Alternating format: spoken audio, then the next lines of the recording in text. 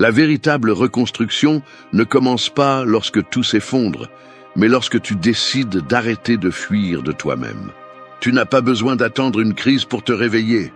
Il suffit de regarder à l'intérieur et de reconnaître que la personne que tu étais ne correspond plus à ce que tu es destiné à être. La transformation n'arrive pas par chance ni par motivation passagère. Elle arrive lorsque tu choisis la discipline plutôt que les excuses, la sérénité plutôt que le chaos et l'action plutôt que la plainte. C'est la différence entre rester brisé ou commencer à te reconstruire. Le stoïcisme ne promet pas une vie sans douleur, il promet un esprit capable de la résister. Il enseigne que ce qui détruit n'est pas les circonstances, mais la façon dont tu les affrontes. Lorsque tu apprends à maîtriser tes pensées, à contrôler tes émotions et à garder ton calme, même au milieu de la tempête, rien d'extérieur ne peut te faire plier. C'est la force que personne ne peut te prendre. Se reconstruire est un acte de courage. C'est apprendre à observer ton chaos sans le nier, à utiliser la peur comme élan et à voir la douleur comme le feu qui trempe l'acier. C'est arrêter de chercher la validation à l'extérieur et commencer à créer la solidité à l'intérieur. Ce chemin n'est pas pour celui qui cherche du réconfort, mais pour celui qui cherche du pouvoir. Parce que chaque leçon que tu verras ici n'est pas faite pour t'inspirer, mais pour te demander, pour que tu arrêtes d'attendre que la vie change et que tu commences à changer toi-même. Parce que lorsque tu maîtrises ton esprit, tu n'es plus une victime du destin, tu deviens l'architecte de ta propre forteresse. 1. Reconnecte avec ta force intérieure. En chaque personne, il y a un feu qui ne s'éteint pas, même si la vie essaie de le couvrir de cendres. Ce feu ne brûle pas toujours avec force. Parfois, il n'est qu'une étincelle cachée parmi la fatigue, les déceptions et le bruit constant du monde. Mais il est toujours là, attendant le moment où tu décideras de lui souffler de la vie à nouveau. Se reconnecter avec ta force intérieure, c'est ça. Se rappeler que la flamme n'a pas disparu, elle est juste devenue silencieuse. Et le silence n'est pas une absence, c'est du pouvoir contenu. Tu as traversé des moments où tu as douté de toi, où ton esprit t'a fait croire que tu ne pouvais plus, où tu as senti que tu perdais le contrôle. Mais dans ces moments, même si tu ne le voyais pas, tu entraînais ta résistance. Le stoïcisme enseigne que rien qui vaille la peine ne naît dans le confort. Le caractère se forge quand la vie te serre et que tu choisis de ne pas te briser. La force intérieure n'est pas de crier au monde que tu es fort, c'est de rester ferme quand personne ne te regarde. Se reconnecter à soi-même ne consiste pas à prononcer des phrases positives ou à imaginer que tout ira bien. Il s'agit de regarder la réalité sans filtre et de décider d'agir malgré elle. Cela signifie accepter que la douleur fait partie de la croissance, que la peur est un signe de progrès et que le doute est un rappel que tu essaies encore.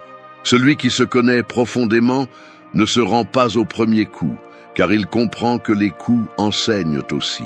Ta force intérieure est comme un muscle. Si tu ne l'utilises pas, elle s'affaiblit. Si tu l'entraînes, elle se développe. Entraîne-la avec une discipline quotidienne, avec le silence, avec une brutalité honnête. N'attends pas de te sentir prêt, car tu ne le seras jamais complètement. Agisse quand même.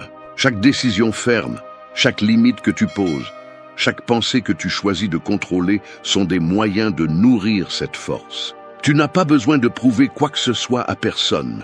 Tu as juste besoin de te prouver à toi-même que tu peux avancer, même sans garantie. Le monde te poussera à te comparer, à douter, à dépendre de la reconnaissance des autres. Mais plus tu te connais, plus tu te rends compte que la validation externe est du bruit. La véritable force se construit dans la solitude.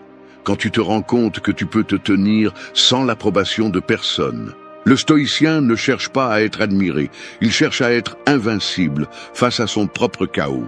Et pour y parvenir, il doit se reconnecter avec la source la plus pure de pouvoir qui existe, celle qui vient de l'intérieur.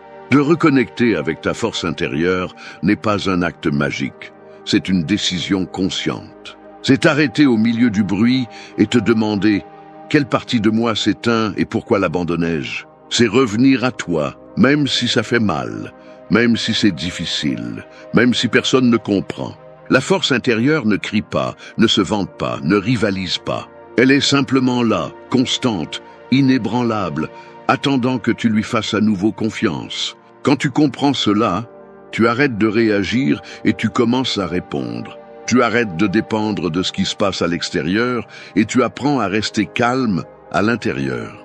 Parce que celui qui maîtrise son intérieur a déjà gagné la bataille la plus importante. Il ne s'agit pas de ne pas tomber. Il s'agit de se relever à chaque fois avec plus de clarté et moins de peur. Ta force intérieure n'est pas perdue. Elle a juste besoin que tu la regardes à nouveau avec la détermination de celui qui ne cherche plus de réconfort, mais de la transformation. 2. Vis avec une présence totale. L'esprit humain est comme un voyageur inquiet qui ne reste jamais tranquille. Il saute du passé au futur sans s'arrêter à l'endroit où la vie se déroule réellement, le présent. T'es-tu déjà surpris à te rappeler d'anciennes erreurs ou à imaginer des scénarios qui n'existent pas encore, pendant que le moment que tu as devant toi glisse entre tes doigts? Vivre avec une présence totale n'est pas une jolie phrase pour les réseaux sociaux. C'est un entraînement mental, une discipline de concentration que peu de personnes maîtrisent. La plupart des gens vivent distraits, connectés à tout sauf à eux-mêmes, pris dans des pensées qui répètent ce qu'ils ne peuvent plus changer ou dans des peurs qui anticipent ce qui n'arrivera peut-être jamais. Le stoïcisme enseigne que la sagesse réside dans l'acceptation que tu ne peux agir que dans le présent. Tout le reste n'est que des ombres mentales qui te volent ton énergie et ta clarté. Lorsque ton esprit est divisé entre ce qui a été et ce qui pourrait être, tu perds du pouvoir, tu perds ta direction, tu perds la vie. La présence est l'opposé de cette dispersion. C'est regarder, écouter et ressentir sans distraction. C'est être ici avec tout ce que tu es, sans t'échapper dans des pensées inutiles. Ce n'est pas de la passivité, c'est de la maîtrise. Celui qui apprend à être présent maîtrise le temps, car il comprend que le passé n'existe plus et que le futur n'appartient encore à personne. L'esprit indiscipliné cherche à s'échapper, l'esprit entraîné cherche à se concentrer. Et cette concentration se cultive chaque jour, à partir de choses très simples. Tu prends un café sans le goût. Tu parles à quelqu'un, écoute vraiment. Tu travailles, donne toute ton attention. Non pas parce que c'est poétique, mais parce que la présence est puissance. Elle te donne la clarté pour décider, la tranquillité pour résister et la force pour ne pas te perdre dans ce que tu ne peux pas contrôler. Lorsque tu vis sans présence, tu réagis sans réfléchir. Tu parles sans conscience, tu agis par impulsion et tu finis épuisé. Lorsque tu vis avec présence, tu observes avant de répondre, tu choisis avec intention, tu détectes tes émotions avant qu'elles ne te dominent. Cette différence sépare le sage du distrait. Être présent ne signifie pas nier tes pensées, mais les voir passer sans devenir elles. L'esprit qui observe sans attachement est celui qui gouverne. Dans la vie moderne, la présence est un acte de rébellion. Le monde veut ton attention. Il la combat chaque seconde, la draine avec des notifications, du bruit et de la comparaison. Mais lorsque tu choisis de te concentrer sur l'instant, tu brises cette chaîne invisible. Tu reprends le contrôle. Chaque fois que ton esprit se disperse et que tu le ramènes, tu construis un esprit fort. C'est la pratique stoïcienne la plus silencieuse et la plus puissante qui existe. Vivre avec une présence totale signifie aussi accepter le moment tel qu'il est, sans souhaiter qu'il soit différent. La réalité ne se plie pas au désir. Elle se comprend et se confronte avec calme. S'il y a de la douleur, elle est ressentie sans drame. S'il y a de la joie, elle est appréciée sans peur. Rien n'est exagéré, rien n'est minimisé. Tout est vécu en équilibre. La présence n'est pas un luxe spirituel, c'est une survie mentale. Elle t'ancre ici et maintenant, le seul terrain que tu peux gouverner. Plus tu es présent, moins les imprévus t'affectent, moins l'environnement te manipule, et plus tu marches fermement au milieu du chaos. Les gens qui maîtrisent leur attention maîtrisent leur vie, parce que ce que tu choisis de regarder détermine ce que tu crées. La prochaine fois que ton esprit voudra te ramener au passé ou te traîner vers le futur, respire et souviens-toi, le pouvoir est dans cet instant. C'est ici que la tranquillité est reconstruite, que la clarté est forgée et que la véritable liberté commence. Parce que seul celui qui vit avec une présence totale peut regarder la vie dans les yeux sans fuir ni prétendre. 3. Maîtrise ta discipline. Il y a des batailles que personne ne voit, celles qui se déroulent dans l'esprit chaque matin lorsque le réveil sonne et qu'une voix dit « 5 minutes de plus ». C'est là que se mesure ta véritable force, non pas dans les grands moments, mais dans les petites décisions répétées tous les jours. La discipline ne concerne pas la motivation, elle concerne le but. C'est la capacité de faire ce que tu as dit que tu ferais, même lorsque tu n'as plus envie, même lorsque personne ne te regarde. Celui qui maîtrise sa discipline n'a pas besoin de promesses externes, car il comprend que la constance est le langage du respect de soi. L'erreur la plus courante est de penser que la discipline naît de l'enthousiasme. L'enthousiasme est un feu rapide, il éclaire un instant et disparaît. La discipline est un feu constant, elle brûle lentement, mais forge le caractère. Sur le chemin de la reconstruction intérieure, tu ne peux pas te fier à tes émotions, car elles changent, se contredisent et parfois mentent. Tu dois faire confiance à tes décisions. Le stoïcisme enseigne que celui qui gouverne son esprit gouverne son destin. La discipline est cette forme de gouvernement, l'art de rester ferme lorsque ton esprit veut t'abandonner. Être discipliné ne signifie pas vivre sans repos, cela signifie vivre avec une direction. Il y a des personnes qui courent toute la journée et n'avancent pas, car elles ne savent pas où elles vont. La discipline organise ton énergie, sépare l'urgent de l'important et t'oblige à choisir ce qui te renforce plutôt que ce qui te distrait. Ce n'est pas un sacrifice aveugle, c'est de l'intelligence appliquée au temps. Lorsque tu comprends cela, tu découvres que la liberté n'est pas de faire ce que tu veux, mais d'avoir le contrôle pour faire ce que tu dois. Maîtriser la discipline, c'est aussi apprendre à vivre avec l'ennui.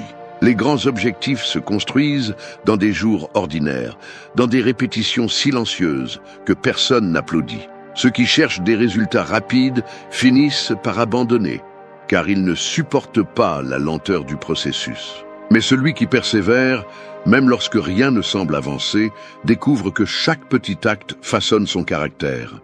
Tu n'as pas besoin de résultats immédiats, tu as besoin de constance quotidienne. La discipline ne se démontre pas dans ce que tu fais une fois, mais dans ce que tu fais toujours.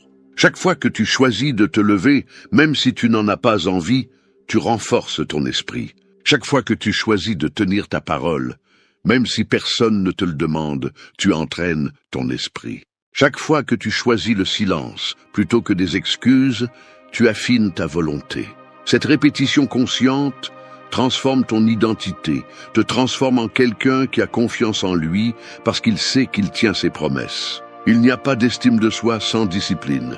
Il n'y a pas de respect de soi sans effort. Le stoïcien n'attend pas que la motivation le pousse, car il sait que l'impulsion est instable. Il s'appuie sur des principes, pas sur des émotions. Il fait ce qu'il doit faire parce qu'il comprend que sa parole est sa loi. Quand tu échoues, tu ne te punis pas, tu analyses, tu corriges et tu recommences. La discipline n'exige pas la perfection, elle exige l'engagement. L'important n'est pas de ne pas tomber, mais de se relever avec plus de concentration chaque fois que tu le fais. Maîtriser ta discipline, c'est maîtriser ton destin. Cela signifie prendre le contrôle de tes habitudes, de tes pensées et de ton énergie. C'est te regarder dans le miroir et savoir que tu n'es plus l'esclave de tes impulsions, mais l'architecte de ton caractère. La discipline est le pont entre ce que tu dis vouloir et ce que tu réalises réellement. Et celui qui apprend à le traverser sans s'arrêter devient imbattable. Car il n'y a rien de plus puissant qu'un esprit déterminé, une volonté entraînée et une vie guidée par l'action ferme, non par l'émotion passagère. 4. Pratique la gratitude. Quotidienne. L'être humain a tendance à regarder ce qui lui manque avec plus d'attention que ce qu'il a déjà. C'est comme marcher sous le soleil et se plaindre de l'ombre qui n'arrive pas encore. Vivre avec les yeux fixés sur le manque te rend aveugle à l'abondance qui t'entoure déjà. La gratitude n'est pas un geste superficiel, ni une belle phrase répétée pour apaiser la conscience. C'est une façon de voir le monde avec clarté. La pratiquer chaque jour est un entraînement de l'esprit pour reconnaître ce qui fonctionne, même quand tout semble aller mal. Ce n'est pas nier la réalité, c'est apprendre à l'équilibrer. La plupart des gens vivent dans l'attente de quelque chose de grand pour se sentir reconnaissant, alors que la véritable maturité consiste à valoriser les petites choses. La respiration calme au réveil, l'opportunité de recommencer, le corps qui t'obéit encore, les personnes qui restent proches quand le bruit s'éteint. Tout cela semble invisible jusqu'à ce que tu le perdes. Le stoïcisme enseigne que la gratitude est une forme de liberté, car elle t'éloigne du désir constant et te recentre sur l'acceptation. Celui qui est reconnaissant cesse de vivre en mode manque et commence à vivre en mode conscience. Quand tu pratiques la gratitude quotidienne, ton esprit change de fréquence. Tu commences à observer ce que tu prenais pour acquis. Tu découvres que tu n'as pas besoin de beaucoup pour te sentir en paix, que le véritable luxe est d'avoir du calme, de la santé et un but. Et le plus curieux est que plus tu es reconnaissant, plus tu trouves de raisons de l'être. Non pas parce que tout s'améliore magiquement, mais parce que tu apprends à regarder différemment. La gratitude ne change pas les faits, elle change l'interprétation. Le monde moderne te pousse à te comparer, à vouloir plus, à sentir que ce n'est jamais suffisant. Le stoïcien comprend que le suffisant n'est pas une quantité, c'est un état d'esprit. Être reconnaissant ne signifie pas se contenter. Cela signifie ne pas oublier ce que tu as tout en travaillant pour ce que tu désires. L'ambition sans gratitude devient vide. Être reconnaissant ne t'arrête pas. Cela te renforce, car cela te permet d'avancer à partir de la plénitude et non de la pénurie. Pratiquer la gratitude implique également de reconnaître la valeur des difficultés. Être reconnaissant pour ce qui est facile et simple, être reconnaissant pour ce qui te fait mal et de la sagesse. Quand tu es capable de dire merci, même aux épreuves, tu comprends la vie à un niveau supérieur.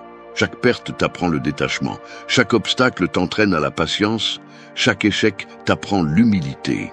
Être reconnaissant pour ces moments n'est pas du masochisme, c'est de l'intelligence émotionnelle. C'est comprendre que tout ce qui t'arrive a quelque chose à t'apprendre, même si tu ne le comprends pas maintenant. Fais de la gratitude une habitude aussi naturelle que respirer. Écris-la, pense-la, exprime-la. Au réveil, avant que le bruit mental ne commence, consacre quelques secondes à reconnaître 3 choses que tu apprécies ce jour-là. Elles n'ont pas besoin d'être extraordinaires. Il suffit qu'elles soient réelles. L'esprit reconnaissant voit des opportunités là où d'autres voient des problèmes. Et cela fait la différence entre celui qui vit frustré et celui qui vit en paix. Pratiquer la gratitude quotidienne, c'est s'ancrer dans le présent avec humilité et force. C'est regarder la vie sans exigence, avec la compréhension que même au milieu du chaos, il y a des raisons d'être calme. La gratitude n'est pas un refuge pour fuir la réalité, c'est un rappel constant que malgré tout, tu es toujours debout. Et tant que tu peux voir, sentir, penser et agir, tu as déjà plus que ce dont beaucoup ne font que rêver. Être reconnaissant, c'est choisir la paix plutôt que la plainte, la clarté plutôt que le bruit et la maturité plutôt que le vide. C'est la pratique la plus puissante que tu peux entraîner chaque jour. 5. Avance malgré la peur. La peur est comme une ombre qui marche à tes côtés, silencieuse mais toujours présente. Peu importe combien tu cours, tu ne peux pas fuir d'elle, parce qu'elle ne vit pas dehors, elle vit à l'intérieur. Cette ombre apparaît chaque fois que tu es sur le point de grandir, chaque fois qu'une décision importante te met face à l'inconnu. L'erreur est de penser que le courageux est celui qui ne ressent pas la peur. En réalité, le courageux est celui qui avance, même en tremblant. Le stoïcisme enseigne que la peur ne se détruit pas, elle se domine. Et la dominer n'est pas l'éliminer, mais bouger avec elle, sans permettre qu'elle te paralyse. La plupart reculent lorsque la peur apparaît, mais celui qui cherche à se reconstruire comprend que la peur est un signal, pas une condamnation. C'est l'avertissement que tu sors du terrain confortable, la limite exacte entre ce que tu connais et ce que tu peux encore devenir. Si tout te semble facile, cela signifie que tu es toujours au même endroit. Avancer fait mal parce que tu brises les murs invisibles de ton propre esprit. Et il n'y a pas de croissance sans rupture. Affronter la peur n'est pas se jeter sans réfléchir, c'est la regarder avec froideur, la reconnaître et continuer à avancer avec détermination. Le stoïcien sait que le contrôle total n'existe pas, mais le contrôle intérieur existe. Il ne peut pas choisir ce qui lui arrive, mais il peut choisir comment réagir.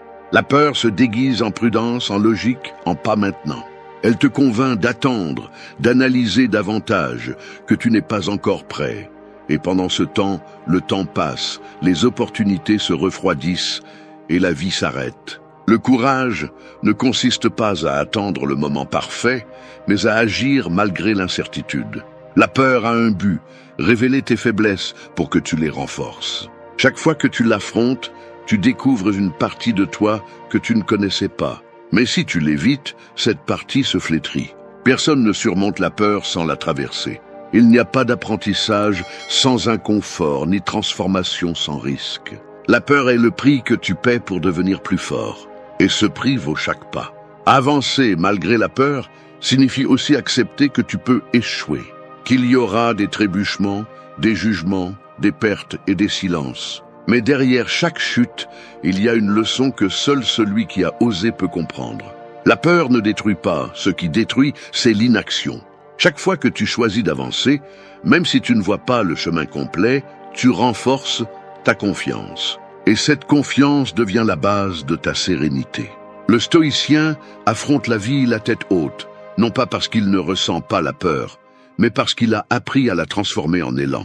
La différence entre le faible et le fort ne réside pas dans la peur, mais dans ce qu'ils en font. Le faible fuit et cherche des excuses, le fort observe, respire et agit. La peur ne disparaît jamais complètement, mais chaque fois que tu l'affrontes, sa voix devient plus faible et la tienne plus forte. N'attends pas de te sentir en sécurité pour bouger. La sécurité naît après le pas avant. C'est dans l'action que la peur se dissout. Avancer malgré la peur, c'est te déclarer libre du doute.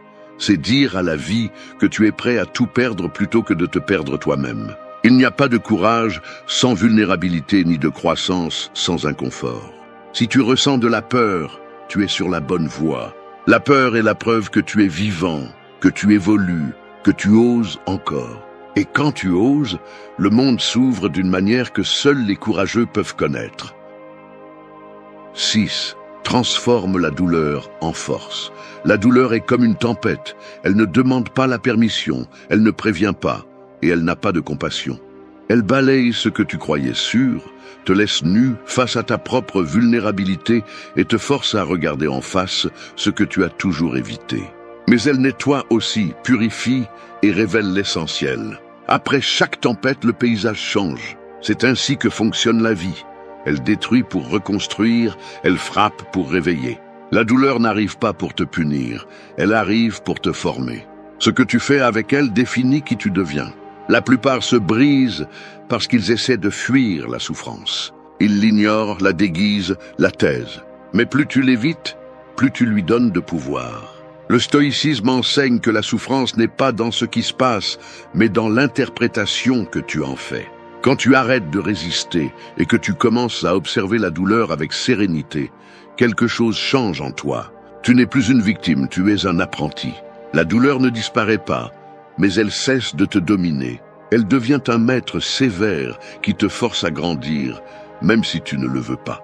Transformer la douleur en force, c'est choisir la conscience plutôt que la plainte. C'est te regarder au milieu de la chute et décider de te relever avec plus de clarté qu'avant.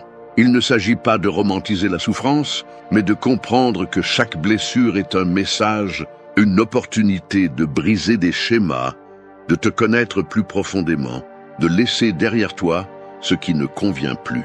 La vie ne te brise pas sans raison.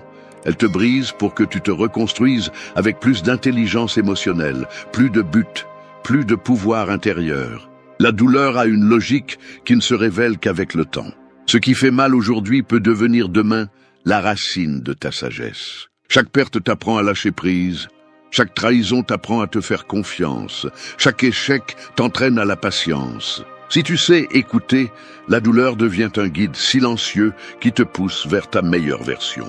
Si tu résistes, elle devient une chaîne invisible qui te maintient attaché au passé. Accepter la douleur n'est pas se rendre, c'est reconnaître son existence sans la laisser te consumer. C'est continuer à marcher avec des blessures ouvertes, mais avec un regard ferme. C'est dire « cela m'a fait mal, mais cela ne m'a pas détruit ». Cette attitude est ce qui fait la différence entre ceux qui sombrent et ceux qui évoluent. Les stoïciens comprenaient que la vie ne promet pas de confort, elle promet de l'enseignement. Et seul celui qui embrasse la douleur peut comprendre la profondeur de son propre pouvoir. La transformation se produit lorsque tu décides d'arrêter de te demander pourquoi cela m'arrive et que tu commences à te demander qu'est-ce que je peux apprendre de cela. Cette question change tout. Elle te sort du rôle de victime et te place dans le rôle d'architecte. Chaque situation douloureuse devient un matériau de construction. Tu n'as pas besoin d'éliminer la douleur, tu as besoin de la convertir en carburant. Le feu qui brûle peut aussi forger. Transformer la douleur en force est un acte de dignité. C'est refuser d'être défini par tes blessures. C'est regarder en arrière sans ressentiment, regarder en avant sans peur et regarder le présent avec calme. La force n'est pas obtenue quand tout va bien, mais quand tu apprends à te tenir au milieu du chaos. Il n'y a pas de croissance sans inconfort, pas d'évolution sans perte, pas de pouvoir sans douleur. Quand tu y parviens, la souffrance ne te fait plus peur. Tu la reconnais, tu la comprends et tu l'utilises. Tu deviens quelqu'un qui non seulement survit, mais qui se renforce à chaque coup. Parce qu'à la fin, la douleur ne détruit pas, elle purifie. Et quand tu apprends à la transformer, tu découvres que ce qui te blessait avant te pousse maintenant. C'est là le véritable pouvoir de l'esprit. Transformer les cicatrices en signes de force, pas de défaite. 7. Organise ton esprit. L'esprit peut ressembler à un temple ou à une prison. Tout dépend de la façon dont tu le gouvernes. Il contient tes peurs, tes rêves, tes blessures et tes décisions. Si tu ne l'organises pas, le chaos interne finit par se refléter dans ta vie. Un esprit incontrôlé ressemble à une pièce en désordre. Chaque pensée déplacée, chaque émotion sans direction, chaque souvenir non résolu.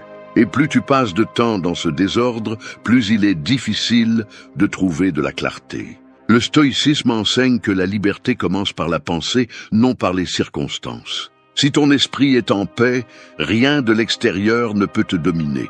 Le problème est que la plupart des gens vivent en étant esclaves de leur dialogue interne. Cette voix qui juge, qui compare, qui répète de vieilles peurs comme si elles étaient des vérités. Cette voix se nourrit du passé, de la culpabilité, de ce que d'autres ont dit. Organiser l'esprit ne signifie pas le faire taire. Cela signifie apprendre à reconnaître qui parle en toi et à qui tu décides d'écouter. Toutes tes pensées ne méritent pas ton attention. Certaines ne sont que l'écho d'un moi qui n'existe plus. Ton esprit a besoin de structure, il a besoin d'entraînement. Il ne suffit pas de désirer le calme, tu dois le construire. Commence par observer ce que tu penses sans réagir. Chaque fois qu'une idée négative apparaît, questionne-la. Demande-toi si elle est réelle ou si elle n'est qu'une projection de peur. L'esprit se renforce lorsque tu apprends à le diriger. Si tu ne le fais pas, d'autres le feront. La société, l'opinion des autres, les distractions, le bruit numérique. À l'ère actuelle, un esprit discipliné est un esprit puissant. L'ordre mental n'est pas atteint du jour au lendemain. Il se cultive avec des habitudes simples et constantes. Consacre des moments au silence, au repos, à la réflexion. Évite de remplir chaque seconde de stimuli. L'esprit a besoin d'espace pour penser clairement. Quand tout est bruit, la pensée devient superficielle. Le silence, en revanche, te redonne la capacité de te comprendre. Les stoïciens cherchaient des moments de tranquillité non par faiblesse, mais par stratégie. Ils savaient qu'un esprit calme est un esprit invincible. Organiser ton esprit implique également de nettoyer ce que tu consommes. Chaque conversation, chaque réseau social, chaque information que tu laisses entrer laisse une empreinte. Si tu nourris ton esprit avec du chaos, n'espère pas trouver le calme. Fais attention à ce que tu lis, à ce que tu vois, à ce que tu écoutes. La discipline mentale commence par tes choix quotidiens. Tu ne peux pas construire de force si chaque jour tu t'exposes à ce qui t'affaiblit. Une autre étape essentielle est d'apprendre à lâcher les pensées que tu ne peux pas contrôler. Tout ne mérite pas une réponse. Tout ne nécessite pas ton énergie. Parfois, la paix est dans l'ignorance, dans le non-réaction, dans le fait de laisser les choses se passer sans intervenir. Le contrôle ne signifie pas rigidité, il signifie équilibre. Savoir quand agir et quand se retirer. L'ordre intérieur se voit à l'extérieur. Un esprit clair génère des décisions fermes, des relations saines et des actions cohérentes. Il n'y a pas de grandeur possible dans un esprit chaotique. Celui qui maîtrise ses pensées cesse d'agir par impulsion et commence à vivre avec intention. Il ne se laisse pas emporter par les émotions, il les utilise à son avantage. Il ne se perd pas dans l'anxiété, il se concentre sur ce qu'il peut faire. Organiser ton esprit est l'étape la plus haute de la reconstruction intérieure. Parce que tant que tu restes esclave de tes pensées, rien ne changera vraiment. Mais quand tu les maîtrises, quand tu apprends à leur donner une direction, le chaos se transforme en clarté. Et avec cette clarté vient la force. Parce que le pouvoir n'est pas dans le fait de penser beaucoup, mais de penser bien. Quand l'esprit s'organise, la vie le fait aussi. 8. Renouvelle tes débuts. La vie est une série de saisons, et bien que beaucoup de gens le nient, aucune n'est éternelle. Ce qui fleurit aujourd'hui tombe demain, et ce qui semble aujourd'hui une fin se révèle avec le temps comme le début de quelque chose de nouveau. Renouveler tes débuts ne signifie pas effacer ce que tu as vécu, mais apprendre à regarder ce que tu as été sans peur et avancer vers ce que tu peux être avec courage. Toute renaissance nécessite une fin, et toute fin exige du courage. L'erreur est de s'accrocher à ce qui a perdu son sens. Lorsque tu restes trop longtemps à un endroit qui a déjà rempli son but, tu commences à te flétrir. Chaque personne arrive à un point où la vie l'oblige à choisir. Rester où elle se sent à l'aise ou avancer vers l'inconnu. Et c'est là que se mesure la maturité. Renouveler tes débuts implique d'accepter que la transformation n'arrive pas sans détachement. Parfois, tu devras laisser derrière toi des personnes, des routines ou des versions de toi qui ne correspondent plus à ton but actuel. Ce n'est pas un acte d'égoïsme, c'est un acte de respect de soi. Le stoïcisme enseigne que le seul changement permanent est le changement lui-même, et résister à celui-ci ne génère que de la souffrance. Lorsque tu oses recommencer, tu te rends le pouvoir. La peur du changement naît de l'illusion du contrôle, de la croyance que tout doit rester le même pour se sentir en sécurité. Mais la vie ne demande pas la permission, elle bouge, évolue, transforme. Celui qui n'apprend pas à se renouveler reste coincé dans la répétition, vivant les mêmes erreurs déguisées en routine. Recommencer n'est pas un échec, c'est la maturité. C'est la preuve que tu as appris assez pour ne pas te contenter de moins que ce que tu mérites. Renouveler signifie aussi te pardonner. Je ne peux pas construire un nouveau chapitre si tu continues à porter le poids de la culpabilité des précédents. Apprends de tes erreurs, mais ne te marie pas avec elles. Chaque chute a été une leçon, chaque déception un signe, chaque perte une direction. Peu importe combien de fois tu as fait des erreurs, l'important est que tu es toujours là, avec la possibilité de faire les choses différemment. Le renouvellement commence dans l'esprit. Avant de changer l'extérieur, tu dois changer ta perception. Arrête de voir les fins comme des punitions et commence à les voir comme des transitions. Si quelque chose est parti, remercie son passage. Si quelque chose s'est terminé, reconnais ce qu'il t'a appris. Chaque étape a sa fonction et sa limite. L'accepter ne te rend pas faible, cela te rend conscient. Se renouveler ne signifie pas commencer à zéro, cela signifie commencer à partir de l'expérience. Le stoïcien comprend que la force ne consiste pas à résister à l'inévitable, mais à aller avec ce qui arrive.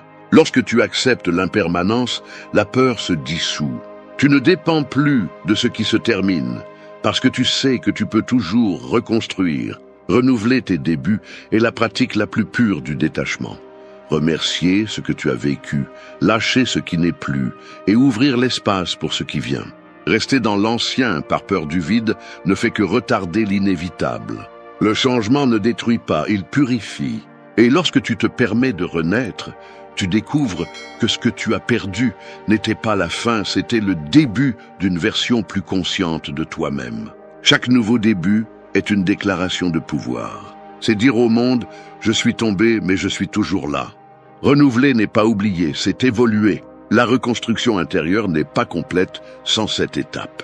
Car il ne sert à rien d'avoir de la discipline, de la présence ou de la clarté si tu n'as pas le courage de recommencer quand la vie l'exige. Chaque nouveau départ est une opportunité d'appliquer tout ce que tu as appris avec moins de peur et plus de sagesse. C'est ainsi que le cycle se répète, mais tu n'es plus le même. Tu as changé, et dans ce changement réside ta véritable liberté. La plupart des gens essaient d'organiser leur vie en changeant ce qui est à l'extérieur, le travail, les gens, la ville, les horaires. Mais le chaos ne disparaît pas en changeant de lieu, car le désordre ne vit pas dans l'environnement, il vit à l'intérieur. Tu peux avoir l'agenda le plus structuré et te sentir encore perdu. Tu peux nettoyer ta maison 1000 fois et continuer à ressentir le désordre dans ton âme. Le véritable ordre commence lorsque tu arrêtes d'essayer de tout contrôler et que tu commences à t'écouter. Quand tu comprends que tu n'as pas besoin que tout soit parfait pour être en paix, mais que tu as besoin d'être en paix pour que tout commence à s'organiser. Ce processus n'est ni joli ni rapide. C'est une reconstruction silencieuse qui exige de te confronter à toi-même, à ce que tu as remis à plus tard, à ce que tu prétends ne pas voir. Et c'est là que la plupart abandonnent. Parce que mettre de l'ordre dans sa vie n'est pas une question d'esthétique mais de caractère. Cela implique de te dire la vérité même si ça fait mal. Cela implique de lâcher des personnes, des habitudes, des pensées et des excuses qui soutiennent ton désordre. Il n'y a pas moyen d'avoir de la clarté si ton esprit est saturé. Il n'y a pas de calme si ton corps est épuisé. Il n'y a pas de cohérence si tes émotions dominent plus que ta raison. L'ordre intérieur n'est pas atteint lorsque tout s'emboîte, mais lorsque tu apprends à te soutenir, même lorsque rien ne le fait. Cette vidéo ne cherche pas à te dire ce que tu sais déjà, mais à te rappeler ce que tu as oublié, que le pouvoir de mettre ta vie en équilibre commence par toi, pas à l'extérieur, pas demain, ici et maintenant. Parce que celui qui parvient à se maîtriser n'a plus besoin de contrôler quoi que ce soit d'autre. 1. Maîtrise ton attention. Ton attention est le champ de bataille où se décide ton destin. Tout ce que tu es, fais ou ressens dépend de la direction vers laquelle tu la diriges. Et si tu ne la contrôles pas, quelqu'un d'autre le fera pour toi. Aujourd'hui, nous vivons une guerre silencieuse pour ton attention.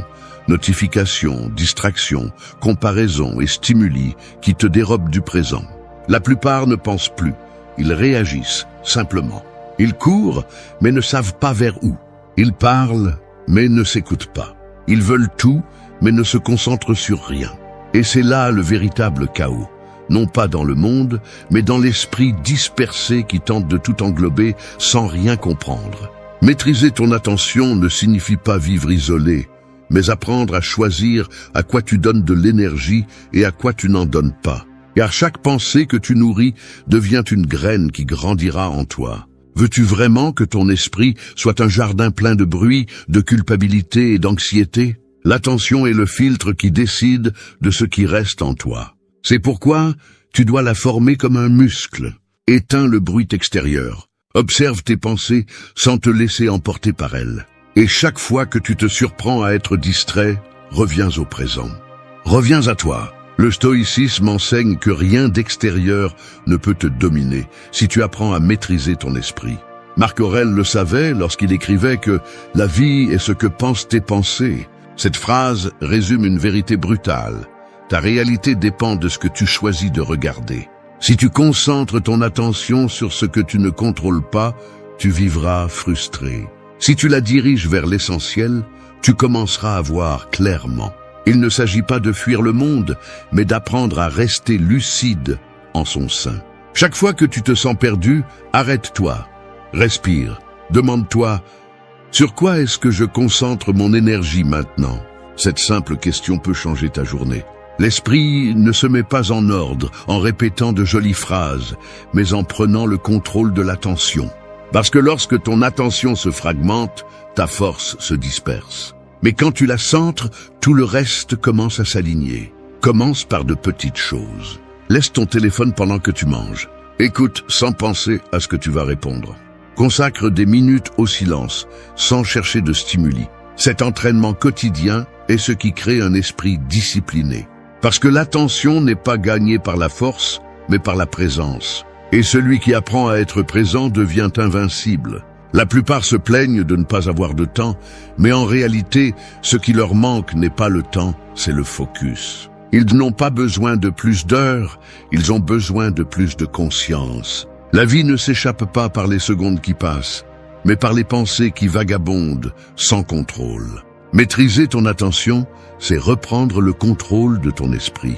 C'est décider ce qui mérite de rester et ce qui doit partir. Quand ton attention est ferme, ton intérieur s'ordonne. Et quand ton intérieur s'ordonne, tout le reste commence à se mettre en place. C'est là le véritable pouvoir. Non pas celui de contrôler ce qui t'entoure, mais celui de contrôler ce à quoi tu décides de penser. Parce que celui qui maîtrise son attention, maîtrise son monde. 2. Honore ton corps. Ton corps n'est pas un accessoire, c'est le temple où réside ton esprit, tes émotions et ton but. Pourtant, la plupart des gens le traitent comme un instrument jetable. Ils le surchargent, le poussent, l'ignorent. Et ensuite, ils se demandent pourquoi ils se sentent constamment fatigués, sans énergie, sans clarté. Tu ne peux pas construire une vie ordonnée si la base qui la soutient est affaiblie. Tu ne peux pas aspirer à la tranquillité lorsque tu dors peu, que tu manges mal ou que tu pousses ton corps à ses limites tous les jours. Le corps est le reflet silencieux du respect que tu as pour toi-même. Et quand tu l'honores, tout en toi commence à s'aligner. Il ne s'agit pas d'avoir le corps parfait, mais d'avoir un corps présent. Un corps que tu écoutes, que tu prends soin et que tu comprends. Chaque douleur physique est un message que tu as ignoré. Chaque tension musculaire est une émotion non traitée. Chaque fatigue constante est un signe que tu demandes plus que tu ne donnes. Et pourtant, nous continuons à anesthésier le corps avec un excès de travail, d'écran et de distraction, comme s'il était immortel. Mais le corps se souvient de ce que l'esprit oublie. L'honorer signifie lui rendre la connexion que tu as perdue avec l'essentiel. Sortir marcher sans écouteurs. Dormir suffisamment sans se sentir coupable. Manger sans punition ni excès. Respirer profondément et être reconnaissant d'être en vie. Cela semble simple. Mais c'est ce que le stoïcisme appelait vivre selon la nature. Ne pas lutter contre le rythme de la vie, mais se synchroniser avec lui. La sagesse ne se trouve pas seulement dans les livres, mais dans ta respiration, ton pouls, ta capacité à être ici. Le corps est aussi ton thermomètre émotionnel. Quand tu es anxieux, tu respires vite. Quand tu as peur, il se tend. Quand tu nies ce que tu ressens, il tombe malade. Tu ne peux pas séparer l'esprit et le corps, car ils sont un seul système. C'est pourquoi les stoïciens insistaient sur la tempérance, l'équilibre qui émerge lorsque tu comprends que le plaisir n'est pas l'ennemi du contrôle, ni le repos, un obstacle à la discipline. Un corps reposé pense mieux, réagit mieux et ressent plus clairement. Chaque décision que tu prends se reflète dans ton corps. La paresse se voit, l'excès se voit, le manque d'auto-soin se voit aussi. Mais quand tu commences à traiter ton corps comme un allié, pas comme un outil, quelque chose change. Ton énergie devient stable, tes pensées plus claires et ton humeur plus forte. Tu n'as pas besoin d'une routine parfaite, juste de la cohérence. Dormir tôt, manger avec intention, bouger tous les jours, libérer le stress accumulé. Ces actes, bien qu'ils semblent petits, sont des déclarations de respect envers toi-même. Marc Aurèle a écrit « L'esprit a besoin du corps autant que le corps a besoin de l'esprit. Ils se soutiennent mutuellement, et si l'un tombe, l'autre le suit. » C'est pourquoi, si tu veux de la clarté mentale, commence par prendre soin de l'endroit où réside ton esprit. Et il ne s'agit pas de vanité, mais de responsabilité. Chaque jour où tu prends soin de ton corps, tu renforces un message. Mon bien-être est une priorité. Cette simple pensée t'ordonne de l'intérieur. Imagine ton corps comme une boussole. Si tu l'écoutes, il te dira quand t'arrêter, quand avancer, quand te reposer. Mais si tu l'ignores, tu te perdras dans la fatigue et le désordre. Il n'y a pas de croissance possible dans un corps épuisé. L'équilibre n'est pas atteint en niant tes limites, mais en les respectant. Et ce respect, jour après jour, est ce qui construit une forteresse silencieuse. Honorer ton corps n'est pas un acte physique, c'est un acte spirituel. C'est te rappeler que la discipline n'est pas une punition, mais un amour pour toi-même. 3. Réponds avec calme. Le véritable contrôle ne se démontre pas en parlant plus fort, mais en gardant son calme lorsque tout le monde perd le sien. Dans un monde où les gens réagissent impulsivement, répondre avec sérénité est devenu un acte de pouvoir. La plupart n'écoutent pas pour comprendre, ils écoutent pour répondre. Ils ne pensent pas, ils réagissent simplement. Ils se laissent emporter par la colère, l'orgueil ou le besoin d'avoir raison.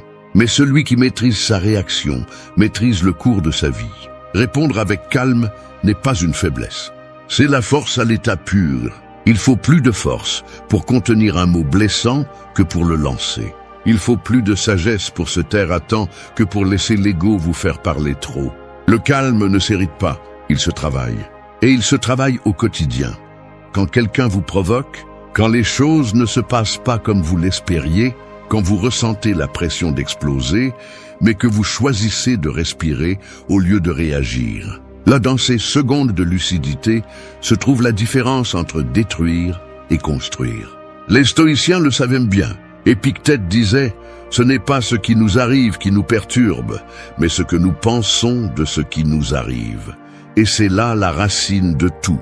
Vous ne contrôlez pas les actes des autres, mais vous contrôlez l'interprétation que vous en faites. Si vous permettez à chaque mot étranger de voler votre paix, vous donnez le pouvoir le plus précieux que vous avez, votre équilibre intérieur. Ce n'est pas le monde qui vous perturbe, ce sont vos jugements. Changez votre perception et votre réaction changera. Quand vous réagissez sans réfléchir, vous donnez le contrôle. Vous devenez esclave de vos émotions.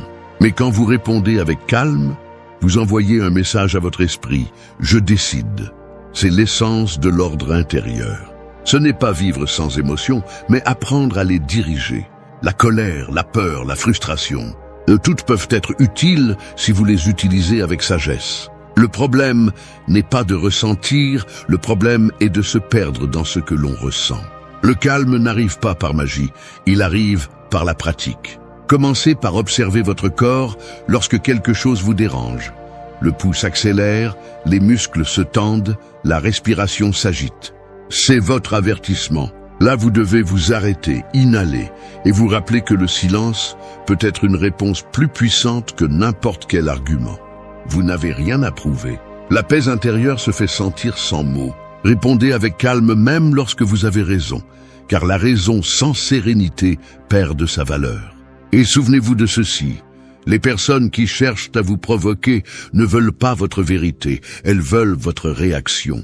Ne leur donnez pas ce pouvoir. Votre silence dérange plus que votre colère. Votre composture déroute plus que votre cri. Et lorsque vous apprenez à garder votre calme au milieu du chaos, vous devenez quelqu'un d'impossible à manipuler.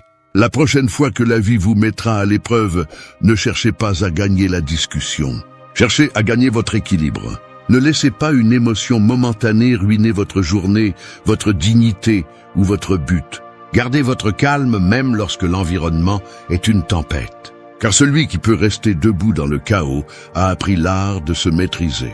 Le calme n'est pas l'absence de feu, c'est savoir le contenir sans se brûler. C'est regarder la provocation en face et choisir de ne pas se perdre dedans. C'est comprendre que chaque réaction est une décision qui définit qui vous êtes. Et si vous parvenez à répondre avec calme, votre vie entière commencera à s'organiser de l'intérieur. Car celui qui a le contrôle sur sa réaction a déjà gagné la bataille la plus importante, celle de lui-même. 4. Commence aujourd'hui. Le moment parfait n'existe pas, et celui qui continue à l'attendre a déjà perdu trop de temps. La plupart des gens vivent en planifiant, en rêvant ou en promettant, mais peu agissent. Ils veulent avoir la clarté avant de bouger, mais la clarté n'arrive pas sans mouvement. Ils veulent ressentir de la motivation, mais la motivation naît de l'impulsion initiale, elle ne la précède pas. La vérité est simple. Soit tu commences aujourd'hui, soit tu continues à répéter les mêmes excuses, déguisées en prudence. Chaque jour que tu repousses ce que tu sais que tu dois faire, tu renforces une idée silencieuse dans ton esprit, que tu ne te fais pas confiance. Et pendant que tu attends le moment approprié, la vie continue à avancer sans demander la permission. Tout ce que tu ne fais pas aujourd'hui devient le poids qui te coulera demain. Les personnes qui réussissent à mettre de l'ordre dans leur vie ne sont pas celles qui ont tout planifié. Ce sont celles qui prennent des décisions petites, fermes et quotidiennes, sans dépendre du climat émotionnel du jour. Le stoïcisme le rend clair. Tu ne contrôles pas demain, seulement le présent. Marc Aurèle écrivait que le temps d'agir est maintenant, parce que le futur n'existe pas au-delà de l'esprit. Penser trop à quand commencer est une autre façon d'éviter de le faire. Et chaque « je commence demain » est une brique dans le mur de la procrastination. Si tu veux vraiment changer ta vie, commence avant de te sentir prêt. Commence avec ce que tu as, où tu es, comme tu peux. Tu n'as pas besoin que tout soit en ordre pour faire le premier pas. Le premier pas est précisément ce qui commence à tout ordonner. La peur ne disparaît pas avec la réflexion, elle disparaît avec l'action. La confiance ne se trouve pas dans les livres, elle se construit en marchant. Personne n'atteint le sommet en analysant la carte éternellement, mais en avançant avec détermination. Tu n'as pas à le faire parfaitement, tu as juste à le faire. Chaque jour que tu gaspilles, quelqu'un d'autre avance. Non pas parce qu'il est plus capable, mais parce qu'il a eu le courage de commencer. Ne confonds pas mouvement avec progrès. Il ne s'agit pas d'être occupé, mais de faire ce qui compte vraiment. Lève-toi tôt, vérifie tes priorités, élimine les distractions et agis. Même si c'est un petit pas, un progrès minime. Parce que ce qui est petit et répété avec constance devient grand. Commence aujourd'hui à ordonner ton espace, ton esprit, ta routine. Arrête de dire plus tard et dis maintenant. Ce mot change ton énergie. Change ton focus. Change ta vie. Ne sous-estime pas le pouvoir d'un simple début. Lire 10 pages, faire de l'exercice pendant 20 minutes, écrire tes idées, éteindre ton téléphone pendant 1 heure. Ce sont des actes minuscules qui brisent l'inertie. Et briser l'inertie est la moitié de la victoire. Le jour où tu décides de commencer, quelque chose en toi s'éveille. Tu n'es plus la victime de tes pensées. Tu deviens le créateur de tes résultats. Peu importe si tu échoues, l'important est de ne pas t'arrêter. L'erreur enseigne plus que l'attente. Personne n'apprend à maîtriser sa vie en observant, mais en expérimentant. Alors commence aujourd'hui. Non pas parce que tout est clair, mais précisément parce que ce n'est pas le cas. Commence même si tu trembles, même si tu doutes, même si tu te trompes, parce que chaque pas, aussi petit soit-il, te rapproche de la version de toi qui ne renonce plus. Cette version disciplinée, sereine et ferme qui sait que l'ordre intérieur ne se trouve pas en pensant, mais en agissant. Il n'y a pas de demain pour celui qui a la clarté aujourd'hui, et il n'y a pas de destin pour celui qui n'ose pas avancer. Commence aujourd'hui, même si le chemin n'est pas défini. Parce que si tu continues à attendre le moment parfait, ce moment sera ton excuse pour ne pas vivre. 5. Lâche ce qui pèse. Tu ne peux pas avancer si tu marches en portant ce que tu aurais déjà dû laisser derrière toi. La vie ne se désorganise pas par manque de temps, mais par excès de poids émotionnel. Les gens, les culpabilités, les ressentiments, les attentes, les peurs, tout cela que tu gardes en toi t'empêche de bouger librement. Tu veux construire une nouvelle vie, mais tu continues à habiter l'ancienne dans ton esprit. Le véritable ordre n'est pas atteint en accumulant plus, mais en lâchant ce qui est inutile. La plupart s'accrochent à ce qui leur fait mal parce qu'ils confondent lâcher prise avec perdre. Mais lâcher prise n'est pas abandonner, c'est libérer de l'espace pour que du nouveau puisse entrer. S'accrocher au passé ne te donne pas de stabilité, ça te donne des chaînes. Et plus tu serres, plus tu t'épuises. L'esprit saturé ne peut pas penser clairement. C'est pourquoi, quand tout te semble confus, tu n'as pas besoin d'ajouter plus. Tu as besoin de retirer. Retirer les pensées qui ne te servent pas.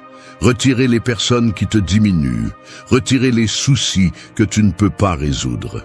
Les stoïciens comprenaient que la souffrance naît du désir de contrôler ce qui ne peut pas l'être. Épictète l'expliquait crûment. Ne cherche pas à ce que les choses se passent comme tu le veux, mais souhaite qu'elles se passent comme elles doivent. Et ta vie sera sereine.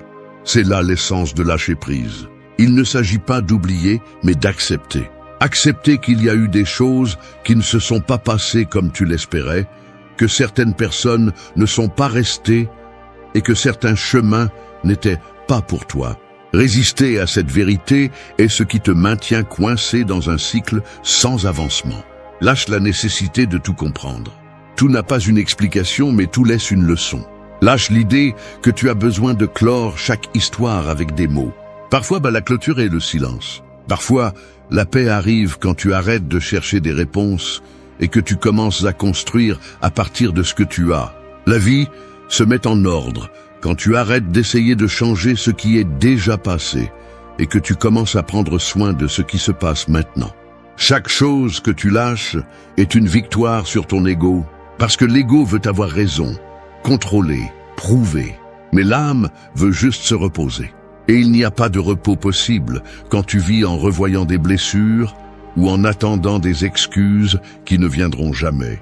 La liberté intérieure commence quand tu choisis ta paix au-dessus de ton orgueil.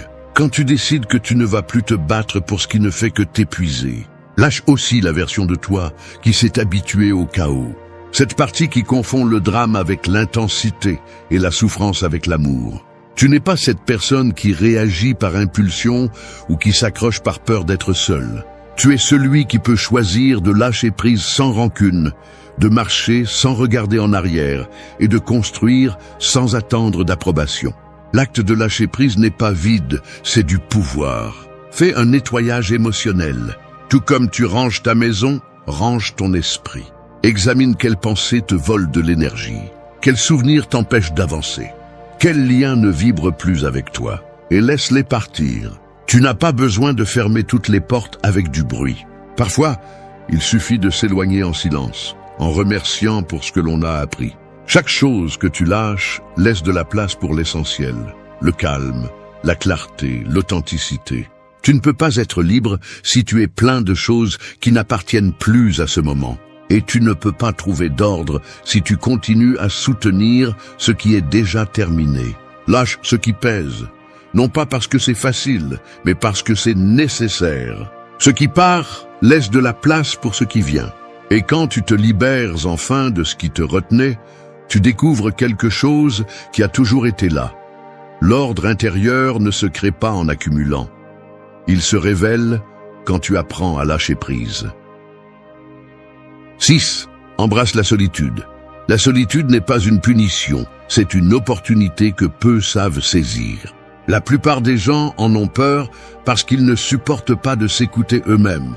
Ils préfèrent se remplir de bruit, de distractions et de compagnie vide plutôt que de faire face à leur propre silence. Mais celui qui ne sait pas être seul ne saura jamais être en paix avec personne. La solitude ne te prend rien. Elle te rend tout ce que tu avais donné sans t'en rendre compte. Ton attention, ton énergie, ton centre. Le monde moderne te fait croire que la plénitude dépend d'être entouré, d'être vu, d'appartenir. Mais la vérité est que beaucoup sont accompagnés et se sentent pourtant vides. Non pas parce qu'ils manquent des personnes, mais parce qu'ils se sont déconnectés d'eux-mêmes.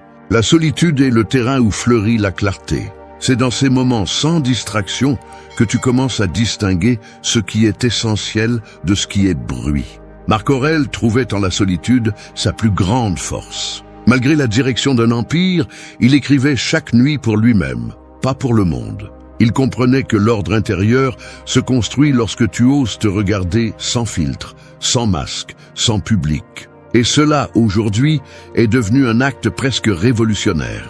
Les gens fuient leur esprit comme s'il était un ennemi, alors qu'en réalité c'est l'endroit où ils peuvent trouver la direction qu'ils cherchent tant à l'extérieur.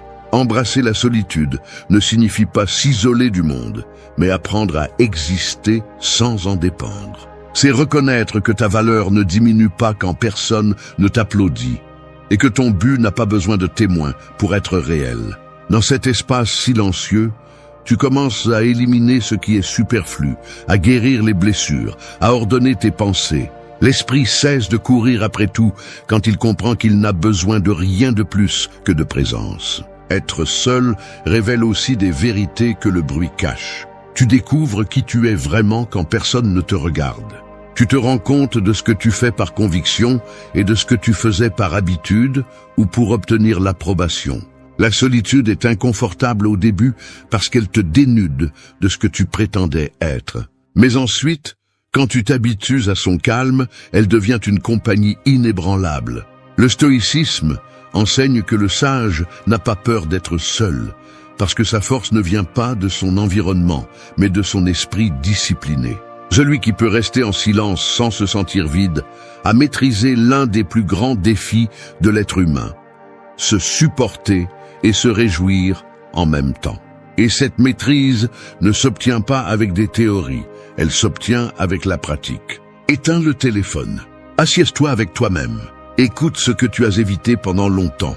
Il n'y a pas d'acte de pouvoir plus grand que de se connaître soi-même sans peur. Embrasser la solitude ne signifie pas se retirer du monde, mais revenir à soi. C'est retrouver cette voix intérieure qui s'était perdue entre les obligations, les opinions et le bruit numérique. C'est construire une vie qui n'a pas besoin de fuir d'elle-même. La solitude bien comprise ne fait pas mal. Elle libère, elle n'isole pas, elle purifie. L'ordre intérieur naît lorsque tu cesses de chercher refuge chez les autres et que tu commences à le construire en toi. Là, dans ce silence où personne ne te distrait, tu découvres ce qui compte vraiment. Et quand tu arrives à te sentir complet en solitude, aucune perte ne te fait tomber, aucun abandon ne te brise. Parce que tu ne cherches plus à combler des vides, mais à partager l'abondance. C'est ça la véritable liberté. Être avec toi et sentir qu'il ne manque rien. 7. Valide ta valeur. Attendre que les autres te reconnaissent est la façon la plus lente de te détruire. La validation externe est une drogue déguisée en approbation. Au début, elle te soulève, mais ensuite elle te rend dépendant. Quand ta valeur dépend du regard des autres, tu deviens un reflet des attentes des autres. Tu vis en essayant de plaire, de t'intégrer, d'être suffisant selon des normes qui n'ont jamais été les tiennes. Et ainsi, petit à petit, tu te perds. Te valider n'est pas de l'arrogance, c'est de la maturité. C'est comprendre que tu n'as pas besoin d'applaudissements pour savoir que tu fais bien les choses. C'est regarder tes propres progrès sans les comparer à ceux des autres. C'est reconnaître que tu as de la valeur même quand tu ne produis pas, que tu es suffisant même quand tu ne brilles pas. La plupart des gens cherchent l'approbation parce qu'ils ne savent pas être en paix avec leur propre silence. Mais la reconnaissance la plus puissante est celle qui vient quand tu fais ce qui est juste même si personne ne le remarque. Le stoïcisme enseignait que la valeur de l'homme ne se mesure pas par ce qu'il possède, mais parce qu'il peut perdre sans se briser. Sénèque disait « L'homme sage se suffit à lui-même, bien qu'il ait besoin d'amis ». Cette phrase est une leçon d'équilibre. Il ne s'agit pas de te fermer au monde, mais de ne pas devenir son esclave émotionnel. La validation externe peut être un compliment, mais elle ne doit jamais être une exigence. Chaque fois que tu cherches à ce que quelqu'un te confirme, tu cèdes du pouvoir. C'est comme si tu disais « Ma valeur dépend de ton approbation ». Et à ce moment-là, tu te déconnectes de toi-même. Les gens changent, la reconnaissance change, mais ton essence ne devrait pas le faire. Ce que les gens pensent de toi ne définit pas qui tu es.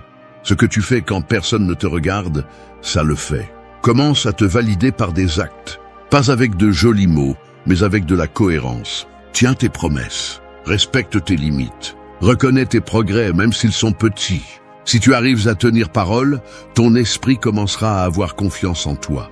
Et quand tu as confiance en toi, tu n'as plus besoin que personne d'autre le fasse. L'autoconfiance ne se construit pas avec des affirmations vides, mais avec des actions réelles. La plupart des gens cherchent à être admirés quand ce dont ils ont besoin est d'être intègres. Ne cherche pas à impressionner, cherche à rester ferme dans tes principes. Ne te définis pas par les résultats, mais par l'effort que tu mets chaque jour. Parce que la valeur n'est pas dans ce que tu accomplis, mais dans ce que tu résistes sans abandonner. Il y aura des jours où personne ne reconnaîtra ce que tu fais. Personne ne verra tes efforts, tes nuits blanches, tes batailles internes. Et c'est là que tu as le plus besoin de te valider. Non pas parce que tu es parfait, mais parce que tu continues d'essayer. Reconnais-toi pour ta constance, ton courage, ta capacité à continuer même quand il n'y a pas de témoin. Valide ta valeur sans te comparer. Chaque vie a son rythme, chaque personne a son processus. Tu n'as pas besoin de te démarquer, tu as besoin d'être fidèle à toi-même. Quand tu apprends à te valoriser de l'intérieur, tu arrêtes de poursuivre le superficiel. Tu n'as plus besoin que le monde te voie, parce que tu te vois déjà. Et quand cela arrive, tu retrouves la liberté que tu as perdue en dépendant du jugement des autres. Valide ta valeur aujourd'hui, sans demander la permission. Parce que celui qui apprend à se reconnaître arrête de mendier l'amour et commence à construire le respect. 8. Choisis le progrès. Le perfectionnisme est le piège le plus élégant de l'autosabotage. Il te fait croire que tu n'es pas prêt, qu'il manque encore quelque chose, que tu pourrais faire mieux. Et pendant que tu attends cette version idéale de toi, la vie passe. La quête de la perfection paralyse plus de rêves que l'échec. C'est pourquoi celui qui désire un ordre intérieur doit toujours choisir le progrès sur la perfection. Parce que grandir ne consiste pas à le faire impeccablement, mais à le rendre possible. Le progrès est mouvement, et le mouvement est vie. L'opposé du chaos n'est pas le contrôle, c'est l'avancement constant. Mais la plupart se bloquent parce qu'ils ont peur d'échouer. Ils craignent de faire un pas imparfait, ils craignent d'être jugés, ils craignent de ne pas faire comme les autres attendent. Cette mentalité les enferme dans un cercle où ils ne font rien, mais le justifient par des excuses. Celui qui attend la perfection n'évolue pas, il se flétrit. Le stoïcisme enseigne que la vertu n'est pas de tout faire bien, mais de le faire avec intention. Marc Aurèle l'a exprimé sans fioriture, fais ce que la nature te demande maintenant. C'est-à-dire, agis, non pas quand tout sera aligné, mais quand ce sera le moment. Et le moment est toujours maintenant. Chaque jour est une occasion de s'améliorer, même un peu. Chaque décision est une possibilité de croissance. Mais si tu exiges la perfection, tu finis par te punir pour avancer lentement. Et avancer lentement est toujours avancer. Choisis le progrès comme philosophie de vie. Lève-toi et fais même si tu n'en as pas envie. Apprends même si tu ne comprends pas tout.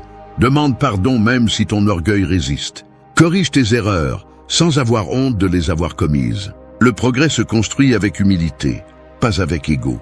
Personne ne grandit en prétendant être invincible. Arrête de mesurer ta croissance avec la règle des autres. Ce qui pour l'un est un petit pas, pour toi peut être une révolution. L'important n'est pas la vitesse, mais la direction. Si chaque jour tu es un peu plus conscient, plus patient, plus discipliné, alors tu avances. Ne cherche pas de grands sauts, cherche des pas fermes. La constance silencieuse l'emporte sur l'impulsion du moment. Le perfectionnisme tue aussi la joie. Celui qui ne se permet pas de profiter du processus vit frustré. Il attend le résultat final pour se sentir satisfait, mais quand il arrive, il pense déjà à la suite. Ce n'est jamais suffisant. En revanche, celui qui choisit le progrès célèbre les petites victoires. Il est reconnaissant pour l'effort quotidien, se sent en paix avec ce qu'il fait et fait confiance au rythme naturel de la vie. Ce type de personne n'a pas besoin de prouver quoi que ce soit, car il sait que le véritable succès réside dans la continuité, pas dans le spectacle. La discipline, la concentration et la patience sont les fondements du progrès. Tu n'as pas besoin de faire beaucoup, tu as besoin de le faire tous les jours. Même si c'est peu, mais constant. Même si personne ne le voit, mais que tu le sais. L'esprit se renforce dans la répétition et l'âme trouve la paix dans la cohérence. L'ordre intérieur surgit lorsque tu arrêtes d'exiger la perfection et que tu commences à valoriser l'avancement quotidien. Choisis le progrès même lorsque tu te sens perdu, parce que bouger, même lentement, te maintient en vie. Parce qu'essayer, même si tu échoues, te maintient éveillé. Et parce qu'à chaque fois que tu choisis d'avancer, tu dis à la vie, je ne renonce pas, cette décision est du pur pouvoir. Choisis le progrès sur l'orgueil, sur la comparaison, sur le doute. Tu n'as pas besoin d'être parfait, tu as besoin d'être constant. La perfection cherche l'approbation, le progrès cherche l'évolution. Et celui qui choisit d'évoluer chaque jour, même un peu, finit par atteindre une paix que les perfectionnistes ne connaîtront jamais. Parce que l'ordre n'est pas atteint lorsque tout est impeccable, mais lorsque tu choisis de continuer à avancer, même lorsque rien ne l'est. La perdre n'était pas la fin, c'était le début de l'examen le plus réel que tu auras avec toi-même. Dans une rupture, L'erreur la plus courante est de croire que le pouvoir réside dans le fait de la récupérer, alors qu'en réalité, le véritable pouvoir réside dans le fait de te récupérer. Il ne s'agit pas de lui écrire, de la supplier ou d'essayer de prouver que tu vaux la peine. Il s'agit de laisser le silence, le calme et ton progrès parler pour toi. Pendant que tu te reconstruis, elle commence à se rappeler qui tu étais avant de devenir si disponible. Le stoïcisme ne t'apprend pas à cacher la douleur, mais à la maîtriser. Il te dit « ressens, mais ne te prosterne pas devant ce que tu ressens ». C'est la clé. La plupart perdent le contrôle parce qu'ils confondent l'amour avec la dépendance. Ils veulent qu'elle revienne pour arrêter de souffrir, alors qu'en réalité, ils ont besoin de revenir à eux-mêmes. L'homme qui comprend cela ne cherche pas la revanche. Il cherche l'équilibre, le but et le respect de soi. Ce processus n'est ni une performance ni une stratégie pour impressionner. C'est une pure transformation. Chaque pas, chaque jour en silence, chaque limite que tu imposes est une déclaration. Je ne m'effondre pas, j'évolue. Et quand cela se produit, elle le perçoit. Non pas par tes mots, mais par ta nouvelle énergie. Parce que rien n'attire plus qu'un homme qui n'a plus besoin d'attirer. Dans les leçons suivantes, tu apprendras comment accepter ce qui s'est passé sans victimisation, comment utiliser le silence comme une arme, comment te reconstruire avec force, comment provoquer sans dire un mot et comment vivre avec un but. Ce ne sont pas des phrases de consolation, ce sont des actes de pouvoir. Parce que le regret ne se provoque pas en suppliant, il se provoque en devenant quelqu'un d'irremplaçable.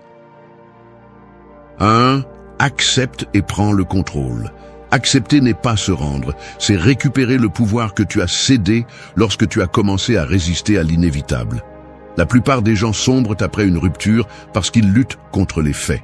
Ils revivent des conversations, analysent des messages, imaginent des scénarios alternatifs et pensent que réfléchir à ce qui s'est passé changera quelque chose. Mais cela ne changera rien. Ce qui fait mal n'est pas la perte, mais l'attachement à l'idée que tout aurait dû être différent. Accepter, c'est regarder la réalité sans fioriture, sans excuses et sans peur. Et ce n'est qu'à partir de là que tu peux te relever. Le stoïcisme enseigne que nous ne souffrons pas des événements, mais de l'interprétation que nous en faisons. Ce n'est pas la rupture qui te détruit, mais le refus de l'accepter. Plus tu résistes, plus tu t'épuises. L'acceptation n'est ni froideur, ni résignation. C'est sagesse. C'est le moment exact où tu arrêtes de chercher des coupables. Tu arrêtes de justifier le départ et tu décides de diriger ton énergie vers toi-même. Parce que tant que tu continues à concentrer ton esprit sur ce que tu ne peux pas contrôler, tu continues à perdre du pouvoir. Et le pouvoir perdu se récupère avec la direction, pas avec la nostalgie. Accepter, c'est aussi arrêter de te faire victime. C'est assumer ta responsabilité dans l'histoire, sans te blâmer, mais sans t'évader. C'est comprendre que, même si elle a pris la décision finale, tu as aussi joué un rôle, et au lieu de te reprocher, tu choisis d'apprendre. Parce que tout ce qui t'arrive a une leçon, si tu es prêt à la voir sans ego. À ce moment-là, la vie cesse de sembler un châtiment et devient un entraînement. Lorsque tu acceptes, tu commences à prendre le contrôle. Et le contrôle ne signifie pas dominer l'autre, mais te dominer toi-même. C'est décider que la douleur ne dictera pas tes actions, que tu ne vas pas lui écrire sur un coup de tête, que tu ne vas pas vérifier ses réseaux sociaux, que tu ne vas pas chercher des signes là où il n'y en a plus. Le contrôle émotionnel se construit jour après jour, avec de petites décisions qui semblent insignifiantes, mais qui te rendent ton centre. Chaque fois que tu choisis le silence plutôt que la réaction, tu gagnes.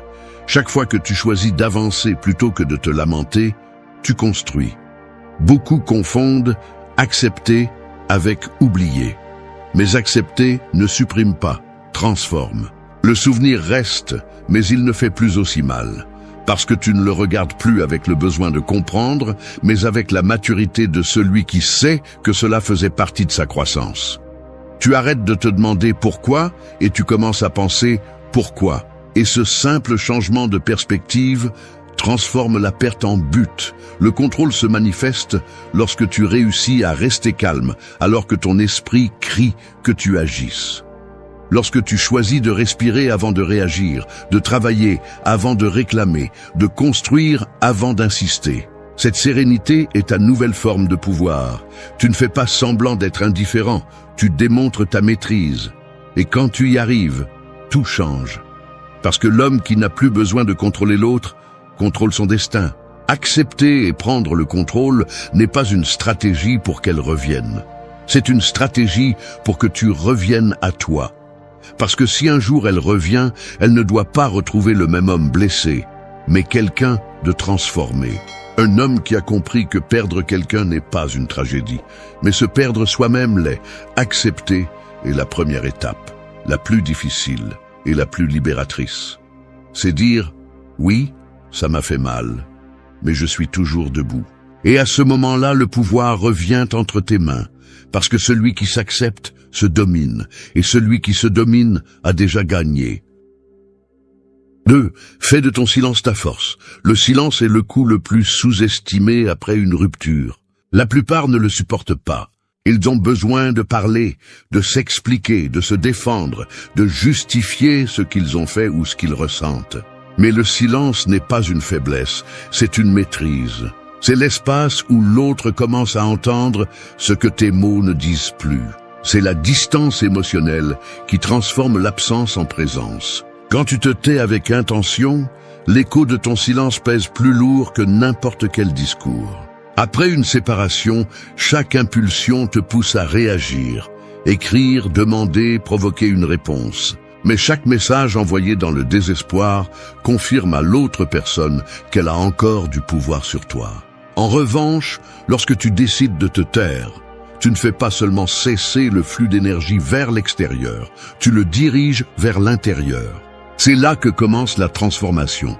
Le silence n'est pas une question d'ignorance, mais de récupération de l'autorité émotionnelle.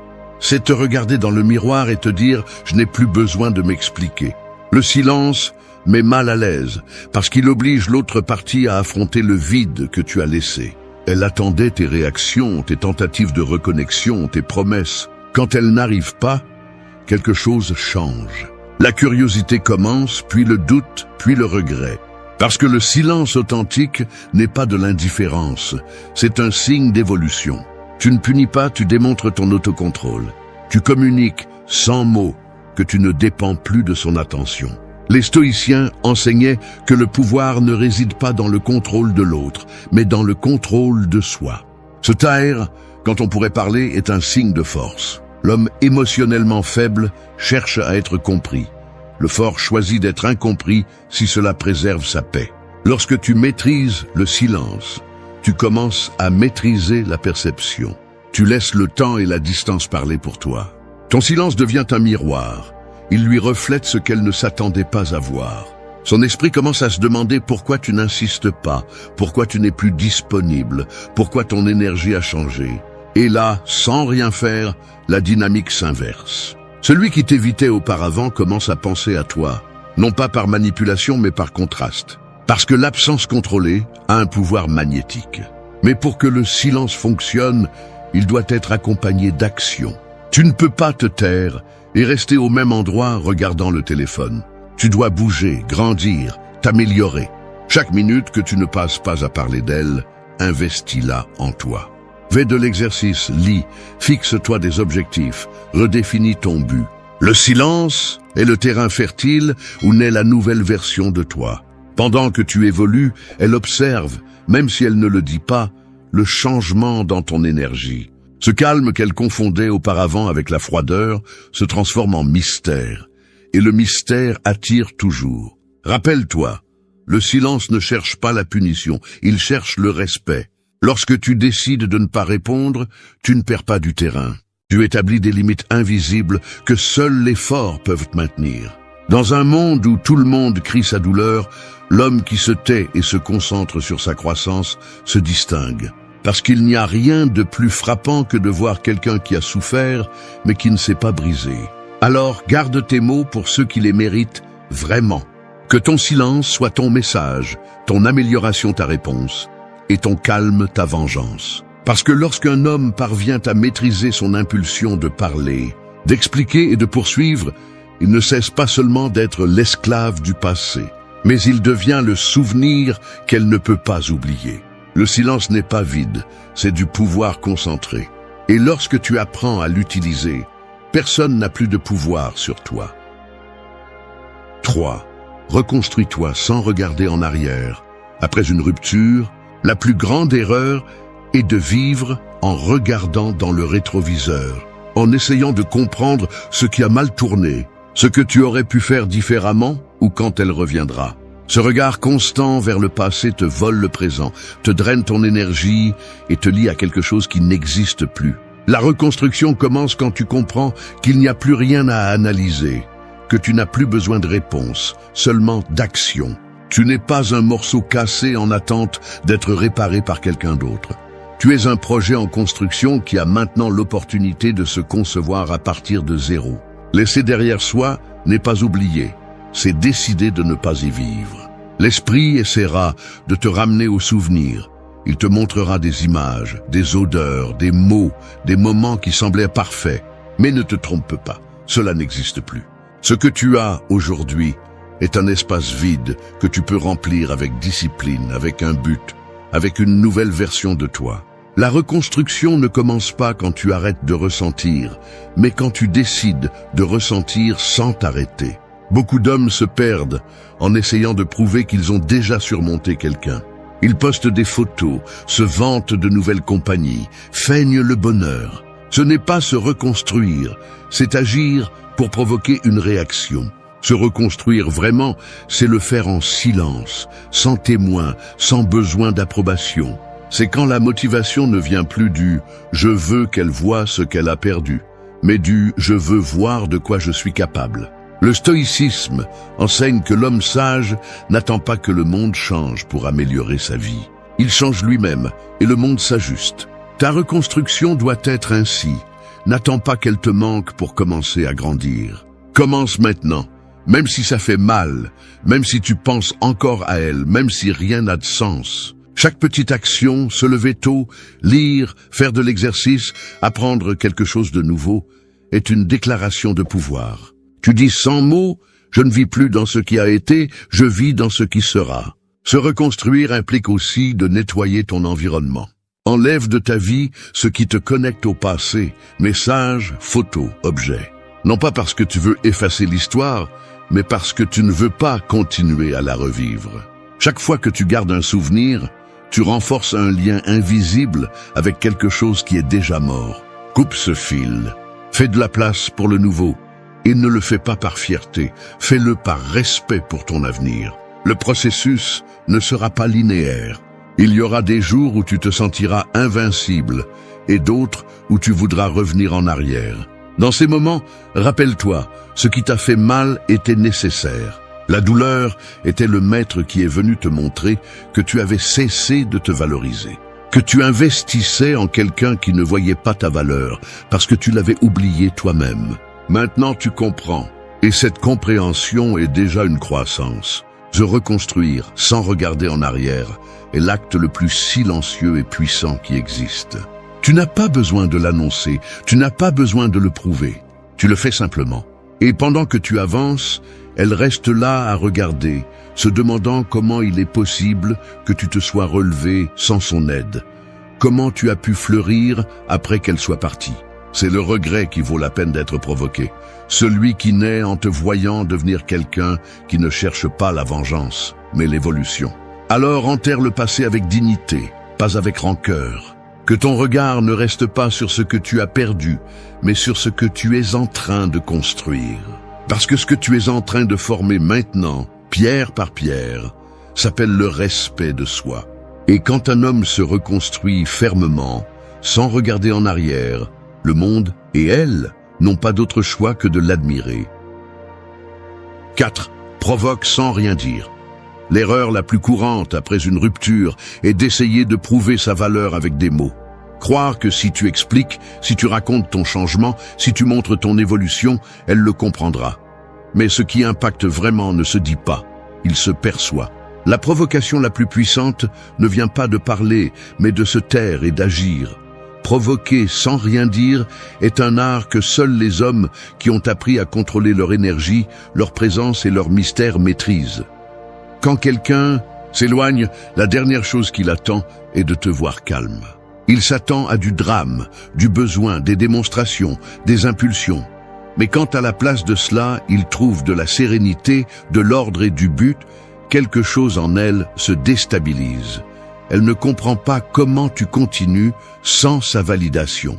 Et c'est là que commence l'effet psychologique le plus puissant, la curiosité. Parce que le silence crée un vide, et le vide génère des questions. Et celui qui pose des questions commence à manquer. Provoquer sans rien dire, c'est construire une version de toi qui devient impossible à ignorer. Pas avec de fausses poses ou des apparences superficielles, mais avec des résultats. Change ta routine, améliore ton corps, élargis ton esprit, ordonne ton environnement. Non pas parce que tu veux prouver quelque chose, mais parce que tu n'es plus disposé à être la même version qui a perdu le contrôle. Chaque amélioration que tu fais en silence est une façon de communiquer. Tu ne me définis plus. Le stoïcisme enseigne que le sage agit avec un but, pas pour l'approbation. C'est pourquoi, lorsque tu transformes ton énergie en action et non en réaction, tu projettes du pouvoir. Ton calme commence à avoir plus d'impact que n'importe quel discours. Ton absence devient une présence silencieuse qui pèse. Elle commence à remarquer ton évolution sans que tu aies à dire un seul mot. C'est quelque chose que l'on ressent. Parce que le changement authentique a un langage qui n'a pas besoin d'explication. Ne sous-estime pas le pouvoir de ta nouvelle énergie. Ta façon de regarder, de marcher, de répondre, d'être, tout communique. Quand une femme te perçoit en contrôle, quand elle voit que tu n'es plus disponible pour les jeux émotionnels, elle commence à faire face aux conséquences de ses décisions. Non pas parce que tu l'attaques, mais parce que tu es maintenant un miroir. Tu reflètes la différence entre celui qui reste ancré dans le passé et celui qui a appris à avancer. Provoquer sans rien dire signifie aussi ne pas réagir aux tentatives de manipulation émotionnelle. Elle peut t'écrire juste pour savoir comment tu vas ou pour mesurer si tu es toujours disponible. Ne tombe pas, tu n'es pas obligé de répondre. Ton indifférence respectueuse vaut plus que n'importe quelle réponse impulsive. Chaque fois que tu choisis de ne pas mordre à l'hameçon, tu renforces ton pouvoir intérieur. Souviens-toi, celui qui parle le moins contrôle le plus le cadre émotionnel. Dans ce processus, ton objectif n'est pas de prouver que tu vas bien, c'est de l'être. Parce que quand tu l'es vraiment, tout en toi le reflète. La sécurité ne se feint pas, elle se construit. Et quand elle vient de l'intérieur, elle devient du magnétisme. Elle le remarquera, même si elle ne l'admet pas. Elle sentira qu'elle a perdu quelque chose de précieux, non pas parce que tu le dis, mais parce que maintenant, ta présence a une autre fréquence. Alors laisse ta vie parler pour toi. Que tes réalisations soient tes mots et ton calme, ta déclaration. Ne cherche pas à provoquer l'attention, provoque l'admiration. Et fais-le sans effort, car le véritable attrait réside dans l'indépendance. Quand un homme cesse d'expliquer sa valeur et l'incarne simplement, il ne poursuit plus, il attire. Et c'est la provocation la plus élégante et puissante qui existe. Celle de celui qui n'a plus besoin d'être vu pour briller. 5.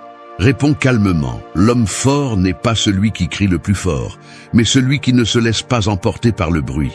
Après une rupture, ta puissance ne se mesure pas à ce que tu dis, mais à la façon dont tu réagis quand elle essaie de toucher tes émotions. Et crois-moi, ce moment viendra. Elle te testera.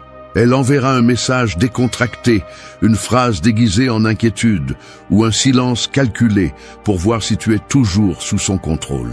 C'est là que la plupart échouent, mais pas le stoïcien.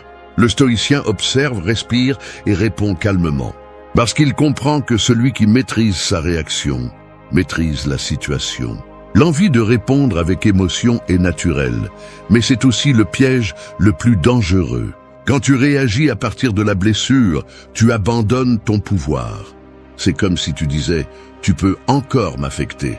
En revanche, Quand tu réponds avec sérénité, tu envoies un message beaucoup plus puissant. Tu ne dépends plus de moi pour savoir qui je suis. Et cela psychologiquement déstabilise n'importe qui, parce que le contrôle qui était exercé sur toi disparaît. Le calme, dans ce contexte, n'est pas une faiblesse. C'est de l'autorité émotionnelle. Réponds calmement même quand tu sens le feu dans ta poitrine. Si elle te cherche, ne te précipite pas pour répondre. Si elle te provoque, ne mords pas à l'hameçon. Si elle t'accuse, ne te défends pas. Le silence ou une réponse brève, ferme et sans émotion sont tes meilleures armes. Tu n'as pas besoin de prouver que tu as raison. Tu as besoin de prouver que tu as le contrôle. Et le contrôle ne se négocie pas, il s'exerce. Chaque fois que tu choisis de rester serein, tu envoies un signal que tu ne joues plus le même jeu. Les stoïciens disaient que la colère et l'impulsivité sont des chaînes qui asservissent l'âme. Un homme qui perd son calme devient prévisible, manipulable, faible. Mais celui qui le conserve devient imprévisible, mystérieux, inébranlable. Le calme est une forme d'intimidation silencieuse. Tu n'as pas besoin de hausser la voix, ni de claquer les portes avec fureur. Il suffit de garder ton centre intact pendant que tout autour de toi essaie de te pousser vers le chaos. Quand tu apprends à répondre calmement, le pouvoir change de main. Elle remarquera la différence. Elle attendra tes anciennes réactions, les appels, les reproches, les explications. Mais à la place, elle trouvera l'équilibre. Elle trouvera un homme qui ne cherche plus à convaincre, mais à comprendre. Et cela déconcerte, parce que l'être humain craint de perdre le contrôle sur ce qu'il croyait connaître. Quand ta réponse ne correspond pas à son attente, elle commence à remettre en question sa perception. Et là, sans effort, tu sèmes le doute, le respect et l'attraction. Ne confonds pas le calme avec l'indifférence. Il ne s'agit pas de faire semblant de ne rien ressentir, mais de ne pas laisser ce que tu ressens te gouverner. Le calme est la manifestation la plus pure de la force intérieure. C'est regarder le conflit dans les yeux et décider de ne pas bouger. C'est être feu à l'intérieur et glace à l'extérieur. C'est apprendre que tout ne mérite pas une réponse immédiate et que parfois, le silence en dit plus que 1000 explications. Si tu réussis à rester calme quand tout en toi veut exploser, tu auras remporté la bataille la plus importante, celle de toi contre toi-même. C'est le véritable test de maturité émotionnelle. Parce que l'homme qui maîtrise sa réaction ne cherche plus la vengeance, il cherche le respect. Et le respect, une fois acquis, ne se perd jamais. Alors la prochaine fois que le passé frappe à ta porte, n'ouvre pas avec émotion, ouvre avec sérénité. Parce que celui qui répond avec calme montre qu'il n'est plus à la hauteur du conflit, mais au-dessus de lui. 6. Reviens un mystère. Rien n'attire plus que l'inconnu. Ce qui est déjà compris cesse d'être intéressant, et ce qui devient prévisible perd de sa valeur. Pendant la relation, tu as probablement donné trop. Tes émotions, tes plans, tes pensées, tout était sur la table. Elle savait quand tu étais heureux, quand tu étais mal, quand tu allais écrire. Il n'y avait pas de place pour le mystère. Et c'est là que le désir meurt. Si tu veux reprendre le pouvoir, tu dois redevenir imprévisible, non pas par manipulation, mais par révolution. Le mystère ne consiste pas à te cacher, mais à devenir plus complexe, plus profond, plus réservé avec ce que tu offrais facilement auparavant. L'homme qui devient mystère n'a pas à feindre la distance. Il la projette naturellement parce qu'il ne cherche plus à être compris. L'énergie que tu investissais autrefois pour démontrer l'amour se transforme maintenant en présence. Tu deviens quelqu'un que tout le monde ne peut pas lire. Et cela psychologiquement désarme, parce que l'être humain craint de perdre l'accès à ce qu'il contrôlait autrefois. Le silence joue en ta faveur, mais le changement le renforce. Change tes routines, ta façon de parler, ta façon de t'habiller, ton environnement. Ne le fais pas pour l'impressionner, fais-le parce que tu as grandi. Quand quelqu'un qui pensait te connaître commence à remarquer une vraie différence, l'esprit se remplit de questions. Que fait-il? Pourquoi a-t-il l'air différent? Qui est à ses côtés? Cette curiosité est le début du regret. Non pas parce que tu la forces à le ressentir, mais parce que tu deviens soudainement un terrain qu'elle ne maîtrise plus. Les stoïciens savaient que le pouvoir réside dans le fait de ne pas tout révéler. Épictète disait que le sage garde son énergie, non par peur, mais par respect pour sa paix. Tu n'as pas à publier tes pas, ni à raconter tes progrès, ni à montrer chaque chose que tu fais. Le véritable mystère réside dans la discrétion. À une époque où tout le monde expose sa vie, l'homme qui choisit le silence et la réserve devient une exception. Et l'exceptionnel attire toujours l'attention. Devenir mystérieux ne signifie pas disparaître, mais être sélectif. Parle moins, observe plus. Ne cherche pas l'attention, laisse la curiosité te trouver. Prends soin de ce que tu partages, prends soin de la façon dont tu réagis. Quand personne ne peut anticiper tes mouvements, tu reprends le contrôle de la narration. Tu cesses d'être le personnage prévisible dont tout le monde parle, et tu deviens l'homme que tout le monde veut déchiffrer. Ce changement n'est pas immédiat, il nécessite de la cohérence. Tu ne peux pas être un mystère si tu es constamment préoccupé par ce qu'elle fait. Tu dois couper le besoin de savoir, de regarder ses réseaux, d'interpréter ses silences. L'inconnu doit aussi s'appliquer dans ton esprit. Arrête de l'étudier, commence à t'étudier, car le véritable énigme naît lorsque ton monde intérieur est plus intéressant que n'importe quelle histoire que tu as perdue. Et quand tu y arriveras, quand elle remarquera qu'elle ne peut plus te lire, que tu ne réagis plus de la même manière, que tu ne vis plus en orbite autour de son attention, quelque chose en elle changera. Elle sentira qu'elle t'a vraiment perdu. Et cette pensée, cette intrigue, sera ta meilleure alliée. Parce qu'il n'y a pas de plus grand pouvoir que de devenir quelqu'un que personne ne peut complètement déchiffrer. Un mystère ne se supplie pas, il se construit. Et quand tu deviens un, le monde commence à tourner à ton rythme. 7. Vice avec un but. Perdre une relation ne signifie pas perdre ton cap, mais beaucoup agissent comme si c'était le cas. Ils restent coincés, sans direction, espérant que le passé revienne pour leur donner un sens. C'est le plus grand piège émotionnel après une rupture. Croire que ta valeur dépend de qui t'accompagne. Quand tu vis sans but, tu deviens facile à manipuler parce que n'importe quelle attention ressemble à un salut.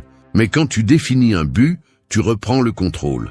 Parce que ton énergie cesse de tourner autour de quelqu'un d'autre et commence à se diriger vers quelque chose de plus grand. Le but est ce qui sépare l'homme ordinaire de l'homme inarrêtable. Ce n'est pas un objectif éphémère, mais une direction claire qui te donne de la force même lorsque la douleur serre. Si tu ne sais pas quel est ton but, commence par observer ce qui te fait te sentir vivant, ce qui te met au défi, ce qui exige ton amélioration. Peut-être que c'est ton travail, ton corps, ton esprit ou un objectif que tu as repoussé par peur ou par confort. Concentre-toi là-dessus, non pas pour te distraire de la douleur, mais pour la transformer en carburant. Quand elle verra que ta vie continue d'avancer, non pas par fierté, mais par détermination, quelque chose dans son esprit changera. Le regret ne vient pas des mots que tu dis, mais de la vie que tu montres. Un homme avec un but devient magnétique parce qu'il irradie la direction, la concentration et la paix intérieure. Il ne cherche pas la validation parce qu'il a déjà une mission. Et cela le rend attirant d'une manière qu'aucune apparence ne peut égaler. Les stoïciens enseignaient que tout ce qui se passe peut servir à ta croissance, si tu choisis de le voir ainsi. La rupture n'est pas une malédiction, c'est une purification. Elle t'a arraché la distraction, t'a rendu la solitude et t'a mis face au miroir. Maintenant, c'est à toi de construire quelque chose qui vaut la peine d'être regardé. L'autodiscipline que tu développes dans ce processus sera le fondement de ta nouvelle vie. Lève-toi tôt, travaille sur ton corps, apprends quelque chose chaque jour, élimine ce qui ne s'ajoute pas. Ton but n'a pas besoin d'impressionner qui que ce soit, il a juste besoin de te soutenir. Vivre avec un but signifie aussi arrêter de poursuivre ce qui ne t'appartient pas. Tu n'as pas besoin de récupérer celui qui est parti, tu as besoin de récupérer le respect que tu as perdu pour toi-même. Chaque action cohérente avec ton but reconstruit ton identité. Tu n'es plus l'homme qui supplie, mais celui qui choisit. Tu n'es plus celui qui demande de l'amour, mais celui qui suscite l'admiration. Cette transition est celle qui change toute la dynamique. Parce que lorsqu'un homme vit pour quelque chose de plus grand qu'une personne, il cesse d'être l'esclave de ses émotions. Et le curieux, c'est que quand tu arrives à ce point, elle le remarque. Elle remarque ta distance, ton focus, ton calme. Elle remarque que ton énergie ne tourne plus autour de son nom. Et là, le regret arrive tout seul. Non pas parce que tu le cherches, mais parce que la loi naturelle de l'attraction dit que celui qui se trouve lui-même suscite toujours de l'intérêt chez ceux qui l'ont perdu. Alors fais de ton but ta revanche. Que ton progrès soit ta réponse et ta vie, la preuve que rien ni personne ne peut t'arrêter. 8. Définis tes limites. Le pouvoir personnel s'effondre lorsque tu ne sais pas dire assez. Pendant la relation, tu as probablement trop cédé, ignoré des signaux, accepté des comportements qui t'épuisaient et tu t'es peu à peu effacé pour maintenir la paix. Mais le prix de l'absence de limites est toujours le même, la perte de respect d'abord envers toi-même puis envers les autres. Si tu veux reprendre le contrôle après une rupture, tu dois reconstruire tes limites, non pas comme des murs d'orgueil, mais comme des frontières de dignité. Fixer des limites n'est pas une vengeance, c'est une clarté. C'est comprendre que l'amour ne consiste pas à tout supporter, mais à te respecter même quand tu aimes. Quand quelqu'un franchit cette ligne et que tu le permets, tu lui apprends comment il peut te traiter. Le problème est que nous confondons souvent l'amour avec l'endurance. Nous pensons que comprendre, c'est céder et que être patient, c'est se taire. Mais le stoïcisme enseigne le contraire. Celui qui ne se respecte pas lui-même ne peut pas attendre de respect du monde. La tempérance ne signifie pas passivité. Elle signifie savoir quand agir, quand s'éloigner et quand garder le silence avec intention. Tes limites sont la mesure de ta valeur. Si tu as du mal à dire non, c'est parce que tu ne sais pas encore ce que tu vaux. Le jour où tu comprendras que ton énergie, ton temps et ta paix sont sacrés, tu arrêteras de les donner à ceux qui ne les apprécient pas. Et paradoxalement, c'est à ce moment-là que tu retrouves du pouvoir. Parce que le respect ne se demande pas, il s'impose avec cohérence. Chaque fois que tu maintiens une limite, tu renforces ton estime de toi. Tu te dis à toi-même, je ne vais plus me trahir par peur de perdre quelqu'un. Après une rupture, il est vital de fixer des limites. Si elle revient vers toi, ne cours pas. Si elle te parle de manière ambiguë, ne tombe pas dans le jeu. Si elle essaie de renouer le lien sans engagement réel, aie la force de dire non. Non pas par rancune, mais parce que tu as déjà appris ce qui se passe quand tu te contentes de moins que ce que tu mérites. Un homme sans limite est un terrain facile à envahir. Un homme avec des limites est impossible à manipuler. Et quand cela se produit, le respect revient, même de la part de celui qui l'a perdu une fois. Les limites s'appliquent aussi à toi-même. Arrête de vérifier ses réseaux, de justifier son comportement, de nourrir le souvenir avec des pensées répétitives. Chaque fois que tu franchis ces limites mentales, tu recules. La discipline émotionnelle commence par fermer les portes internes qui te lient au passé. Si quelque chose te prive de ta paix, coupe l'accès. Tu n'as pas besoin de prouver quoi que ce soit en supprimant ou en bloquant. Tu as besoin de le faire pour ta tranquillité, pas par orgueil. Le pouvoir qui émane d'un homme qui se respecte est indéniable. Il ne cherche pas l'attention, il l'attire, il ne demande pas de validation, il l'impose par sa présence. Parce que celui qui fixe ses limites cesse d'être réactif et devient sélectif. Et cette énergie, cette assurance silencieuse, est ce qui génère du regret chez ceux qui te prenaient pour acquis. Quand elle verra qu'elle ne peut plus accéder à toi comme avant, que ses paroles ne te déstabilisent plus, elle comprendra qu'elle a perdu quelque chose de précieux. Un homme qui a appris à se respecter. Alors, montre clairement par tes actes où se termine l'accès à ton énergie. Tu n'as pas besoin de l'expliquer, juste de le vivre. Ta limite est ta frontière, ton bouclier, ta déclaration de pouvoir. Parce que quand quelqu'un ne peut plus te franchir facilement, il commence à te voir différemment. Et cette différence, ce nouveau respect, est ce qui marque la véritable fin du cycle. Celui qui fixe ses limites ne perd pas, il s'élève. Et quand tu t'élèves, personne ne te touche sans ta permission.